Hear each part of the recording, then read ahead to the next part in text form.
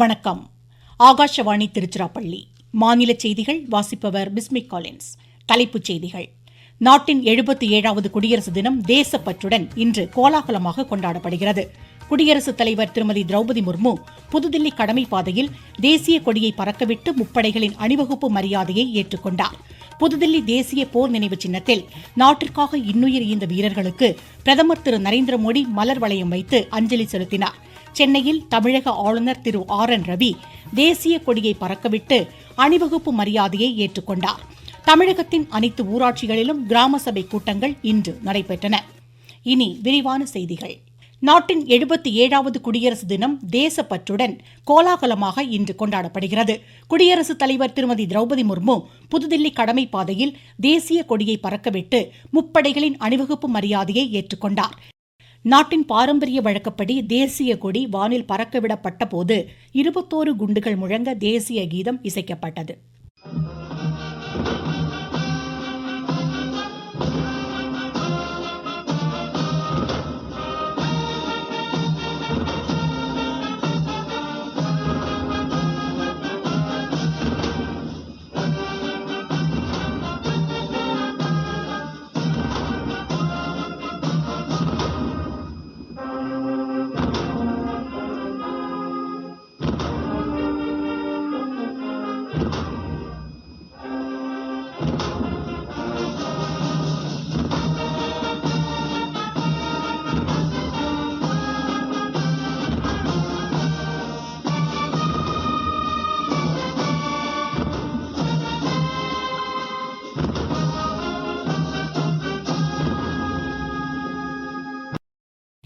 சிறப்பு விருந்தினர்களாக ஐரோப்பிய ஆணையத் தலைவர் உர்சுலா வாண்டர் லேயன், ஐரோப்பிய கவுன்சில் தலைவர் அன்டோனியோ கோஸ்டா ஆகியோர் கலந்து கொண்டனர்.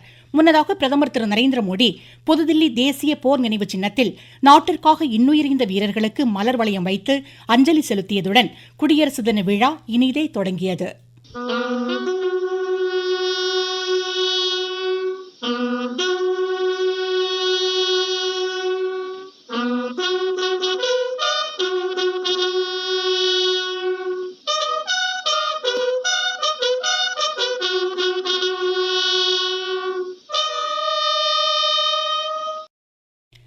இதனைத் தொடர்ந்து பிரதமர் உள்ளிட்ட அனைத்து பிரதிநிதிகளும் குடியரசு தின அணிவகுப்பை கடமை பாதையிலிருந்து பார்வையிட்டனர்.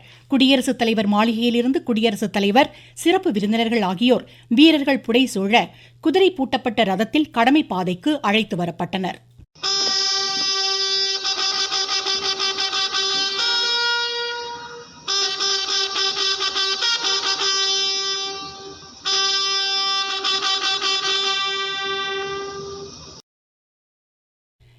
தேசிய கொடி பறக்கவிடப்பட்ட போது இந்திய விமானப்படையைச் சேர்ந்த 4 Mi-1V ஹெலிகாப்டர்கள் தேசிய கொடி மீதும் பார்வையாளர்கள் மீதும் மலர்களை தூவியது.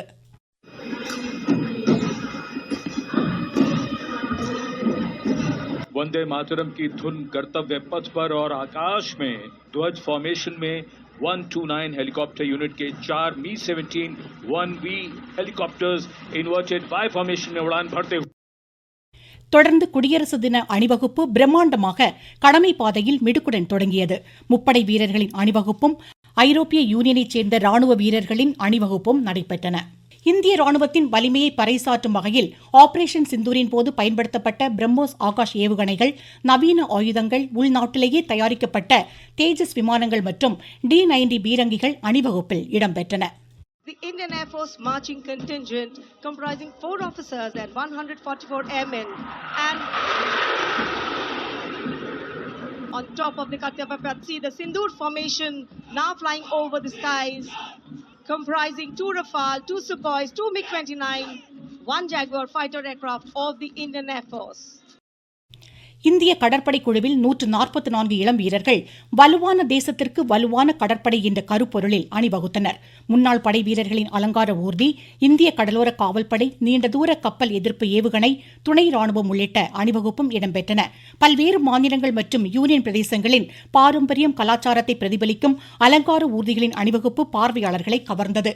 பாரம்பரியத்தையும் நவீனத்தையும் பிரதிபலிக்கும் தமிழ்நாட்டின் அலங்கார ஊர்தியில் ஜல்லிக்கட்டு காட்சி சிறப்பாக இடம்பெற்றிருந்தது.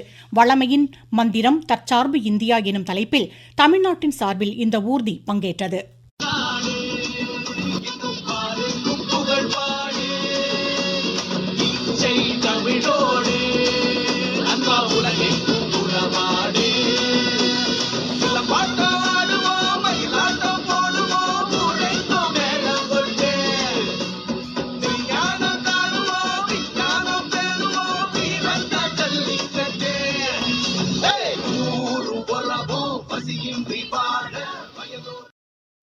2500 கலைஞர்கள் 30 ஊர்திகளில் இந்த ஆண்டு அணிவகுத்ததை அனைவரும் ஆரவாரத்துடன் கண்டுகளித்தனர். கோவையைச் சேர்ந்த தனியார் பள்ளி மாணவிகளின் சிறப்பு கலை நிகழ்ச்சிகளும் இடம்பெற்றன. அணிவகுப்பின் முத்தாய்ப்பாக அனைவரும் மிகவும் எதிர்பார்த்திருந்த வான் சாகச நிகழ்ச்சியில் 29 விமானங்கள் வான் மண்டலத்தை அலங்கரித்தன. कर्तव्य पथ के ऊपर से वायु विचरण But wrong, led by Group Captain Arun Kumar.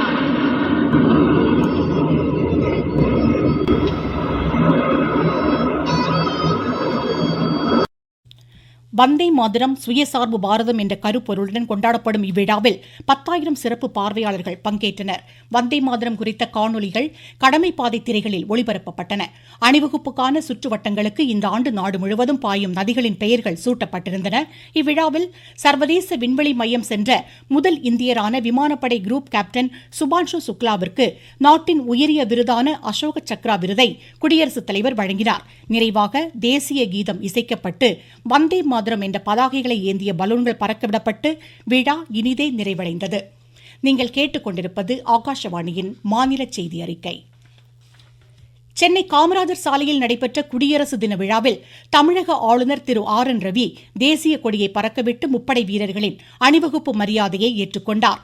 தொடர்ந்து தமிழ்நாடு காவல் ஆயுதப்படை கூட்டுக்குழல் முரசிசை குழுவினர் உள்ளிட்ட காவல்துறையினரின் அணிவகுப்பும் இடம்பெற்றது.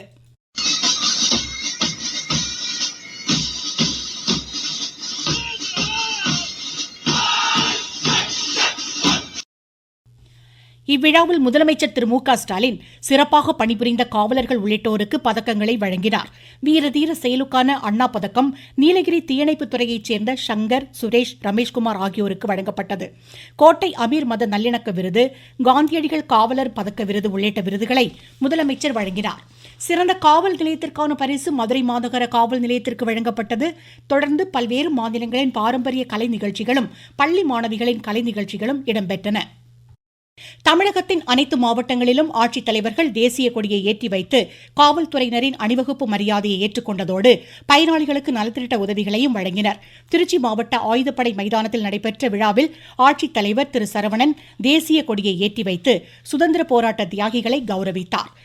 திருச்சி அகில இந்திய வானொலி நிலையம், ரயில் நிலையம், விமான நிலையம், சுங்கத்துறை அலுவலகம், தலைமை தபால் நிலையம், பாரத மிகுமின் நிறுவனம், மதுரை ரயில்வே கோட்டம் உள்ளிட்ட அனைத்து மத்திய மாநில அரசு அலுவலகங்களில் தேசிய கொடி ஏற்றப்பட்டு இனிப்புகள் வழங்கி குடியரசு தின விழா கொண்டாடப்பட்டது. தமிழ்நாடு வேதாரண்ய உப்பு சத்தியாகிரக விழிப்புணர்வு இயக்கத்தின் சார்பில் திருச்சி உப்பு சத்தியாகிரக நினைவு ஸ்தூபியில் தேசிய கொடி ஏற்றப்பட்டது. தேசிய ஒற்றுமை உறுதிமொழியும் ஏற்கப்பட்டது. தமிழகம் முழுவதும் அனைத்து ஊராட்சிகளிலும் கிராம சபை கூட்டங்கள் இன்று நடைபெற்றன.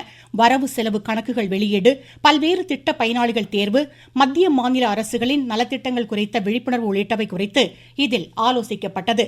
பழனி அருள்மிகு தண்டாயுதபாணி சுவாமி திருக்கோவில் தைப்பூச திருவிழா இன்று கொடியேற்றத்துடன் தொடங்கியது. முக்கிய நிகழ்வுகளான திருக்கல்யாணம் வரும் 31ஆம் தேதியும் தேரோட்டம் வரும் 1ஆம் தேதியும் நடைபெறும். வதோதராவில் நடைபெறும் மகளிர் பிரீமியர் லீக் 2020 கிரிக்கெட் போட்டியில் ராயல் சேலஞ்சர்ஸ் பெங்களூரு மும்பை இந்தியன்ஸை இன்றிரவு 7:30 மணிக்கு எதிர்கொள்கிறது. மீண்டும் தலைப்புச் செய்திகள். நாட்டின் 77வது குடியரசு தினம் தேசப்பற்றுடன் இன்று கோலாகலமாக கொண்டாடப்படுகிறது. குடியரசுத் தலைவர் திருமதி திரௌபதி முர்மு புதுதில்லி கடமைப்பாதையில் தேசிய கொடியை பறக்கவிட்டு முப்படைகளின் அணிவகுப்பு மரியாதையை ஏற்றுக்கொண்டார். புதுதில்லி தேசிய போர் நினைவு சின்னத்தில் நாட்டிற்காக இன்னுயிர் ஈந்த வீரர்களுக்கு பிரதமர் திரு நரேந்திர மோடி மலர் வளையம் வைத்து அஞ்சலி செலுத்தினார். சென்னையில் தமிழக ஆளுநர் திரு RN ரவி தேசிய கொடியை பறக்கவிட்டு அணிவகுப்பு மரியாதையை ஏற்றுக்கொண்டார். தமிழகத்தின் அனைத்து ஊராட்சிகளிலும் கிராம சபை கூட்டங்கள் இன்று நடைபெற்றன. இத்துடன் இந்த செய்தி அறிக்கை முடிவடைந்தது.